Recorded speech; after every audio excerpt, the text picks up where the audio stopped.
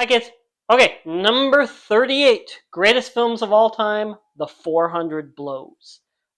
If by some Googling accident you landed on this video and you were expecting something else, I apologize. 400 Blows, not a porno.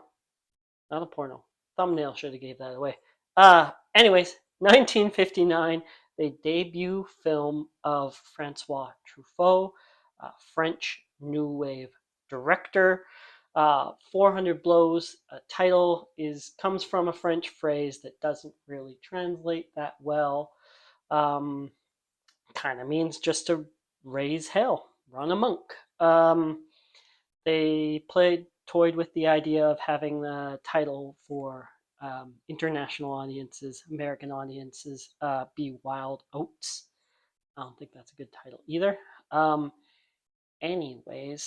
this is a film semi-autobiographical, which if you watch the film, you can kind of tell only someone who kind of has experienced this film could make this film in the way that Truffaut does. So French New Wave, or any of the new waves, is basically always just throwing off the shackles of the conventions of what's going on.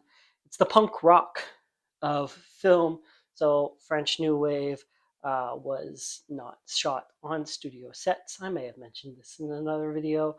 Handheld cameras, black and white. It's indie. It's real, modern.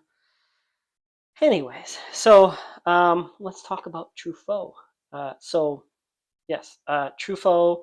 Um, a lot of the things about the character in this film, Antoine, are true to Truffaut's life. He was born out of wedlock. Um, his mother didn't really want him, didn't want a baby. So he lived with a wet nurse until they could no longer afford that. Then he lived with his grandmother until his grandmother's passing. And then he, at that point, had to live with his mother and his mother's husband, who was not his father.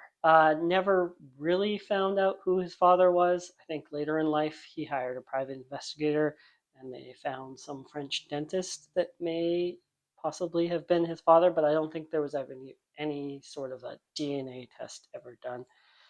Um, anyway, so lived with his parents, and they didn't really want him there or around. They'd go on vacations without him. Um, sort of troubled youth because of that. Got in trouble at school. Wasn't really interested in school. Um, he would sneak into the theater and watch films. And I think he dropped out around the age of 14. And he kind of self-educated himself. He gave himself a regiment that he would read 3 books a week and watch 3 films a day. And then at the age of 20, he became a film critic, a very harsh film critic. And he helped come up with the auteur theory, which is basically that the director is the author of the work, and that usually there are common themes throughout a director's body of work. That's a basic rundown of what auteur theory is. You can make it more complicated if you want to. Anyways, he was a film critic, harsh film critic, so much so that in 1958 he was banned from Cannes. They said, nope, we don't want you here, get lost.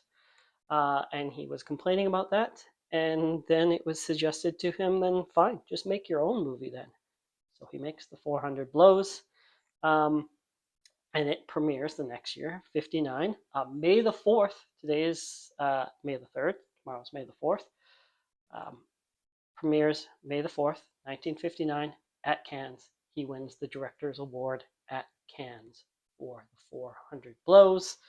Truffaut, big fan of Hitchcock. There's the Hitchcock Truffaut book that he published with his like 50 hours of interviews with Hitchcock, trying to pick his brain and steal all his secrets. There's also the documentary Hitchcock Truffaut. Um, Anyways, the character Antoine, the actor who portrays him, Jean-Pierre Loard, I don't know if I'm saying that right, he would revisit that character throughout his career. Um, why is it on the list at number 38? It's one of the BFI films. Sight and Sound poll 2012. It was number 39 on the critics list, number 13 on the directors list.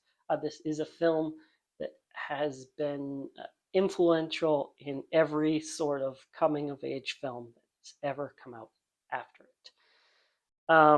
In 2022 BFI list, it was number 50 on the critics list and number 34 on the directors list. Dropped a little bit, but its influences are still prevalent.